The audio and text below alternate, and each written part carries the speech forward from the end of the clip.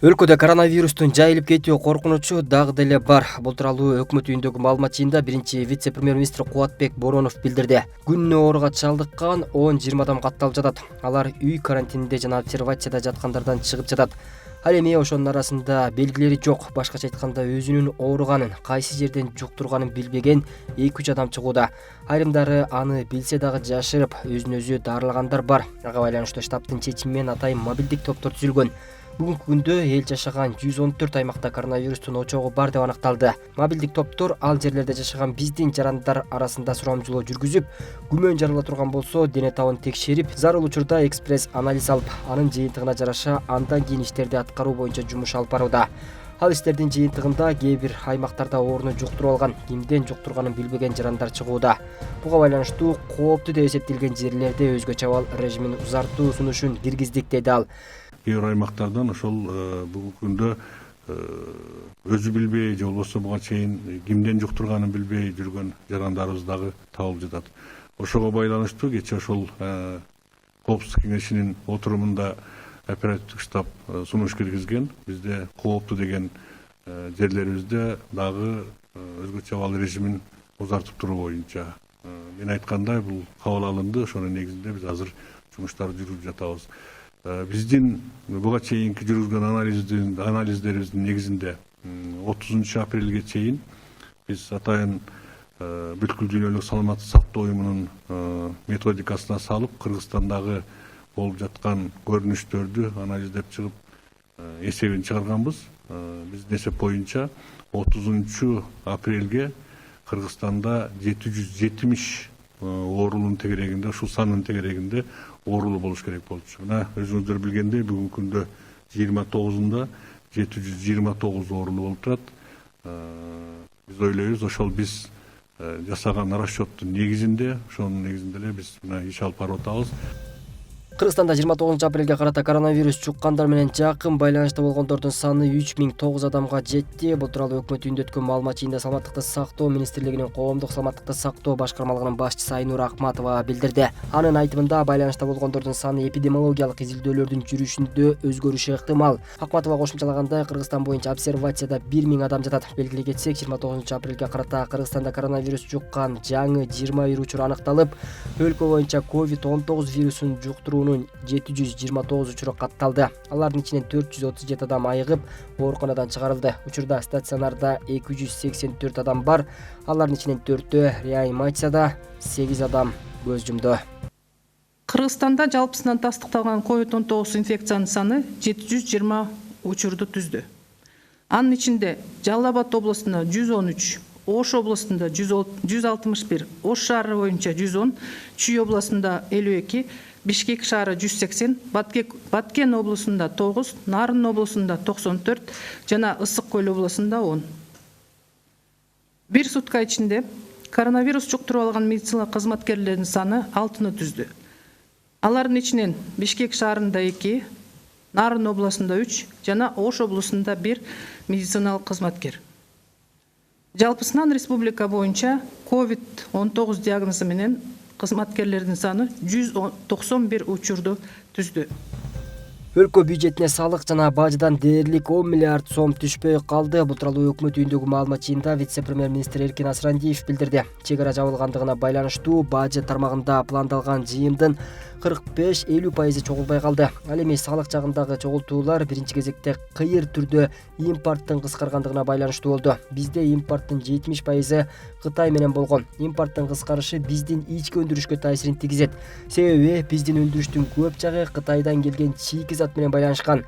Өзгөчө кырдаал жана өзгөчө абал киргизилгендигине байланыштуу көп ишкана мекемелердин ичине чектөө киргизилгендиктен салык жыйымдары азайды. Жыл башынан бери 27 апрелге чейин салык жана баждан дээрлик 10 миллиард сом түшпөй калды, деди ал. Аны менен бирге эле ал бюджеттин корголгон беренелери, тагыраагы айлык, маяна, пенсия жөлөк пул боюнча ай сайын 7,5 миллиард сомго жакын каражат сарпталаарын билдирди. Дүйнөнүн 58ден ашык өлкөсүнүн мекенине кайтууну каалаган кыргызстандыктар бар. Бул тууралуу өкмөт үйүндөгү маалымат жыйынында Тышкы иштер министринин биринчи орун басары Нуран Ниязалиев билдирди. Анын айтымында учурда Дубайдан чартердик каттамдуу уюштуруу иштери жүрүүдө. Ал белгилегендей мекенине кайтууну каалаган жарандардын саны арбын. Европа, Азия, Түндүк Америка жана Африканын 58 өлкөсүндөгү мекендештерибиз Кыргызстанга келүүнү каалап жатат. Биз алар жана ал өлкөдөгү элчилик жана консулдуктар менен байланышта болуп жатабыз, деди ал. Ал белгилегендей учурда кыргызстандык жарандарды мекенге алып келүү оңой болбой жатат. Себеби бардык нерсе бир гана Кыргызстан тараптан көз каранды эмес. Учурда дүйнөдө түзүлгөн кырдаал, чек аралардын жабылышы бул ишти кыйындатып жатат. Биздин мекендештерди түшүнүү менен мамиле кылууга чакырам. Пандемия убактылуу көрүнүш жана абал турукташып, бардык каттамдар кайра жанданганда алар Кыргызстанга оңой эле келе алышат. Аларга сабырдуу болуп, изоляция эрежелерин аткарууга, аларды жашаган жеринде болуп турууга чакырам, деди ал. Грамотасы 75 жылдыгына Путиндин өз колу менен берилген, Путиндин өз колу менен берилген. Ленинград блокадасы. Улуу атамекендик согуш жылдарында немис аскерлери шаарды жок кылуу максатында Ленинград шаарын курчоого алышкан. Аларга каршы тургандардын арасында Ош облусунун Кара Суу районунан барган Арзыбек Абдраимов да болгон. Күйүүчү авиабомба түшкөн шаарды аткылоодон, бомбалоодон жана ачкачылыктан миңдеген адамдар каза тапкандыгына күбө болгондугун балдарын айтып келет. Ушул кезде кулагы жакшы укпай калды. Бирок уулу Абдыманап Арзыбеков атасынын башынан өткөн күндөрүн жатка билет. Ушул жерден армияга кеткенде 41-жылы Петропавловскийден барып присяга тапшырып, андан кийин согушка Россия СССРге кеткен. СССРден согушка биринчи Ленинград блокадасына туш келип, ал жерде 2,5 жыл Ленинград блокадасында согушкан.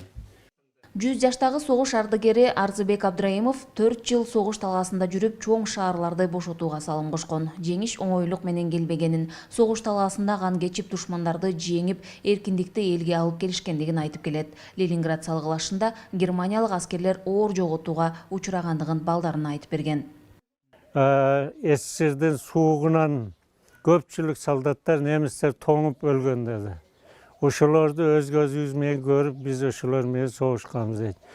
Себеби алардын суукка чыдабай тоңуп өлгөн себеби ар жактан, Германия жактан продукты биттене келбей калган, оқ-дары да келбей калган, партизандар жолдор тосуп, ошонун айынан продукты келбей калгандыгынан, анан ошол жерде суукка чыдабай ачкалыктан көпчүлүк немистер тоңуп өлүп калган экен.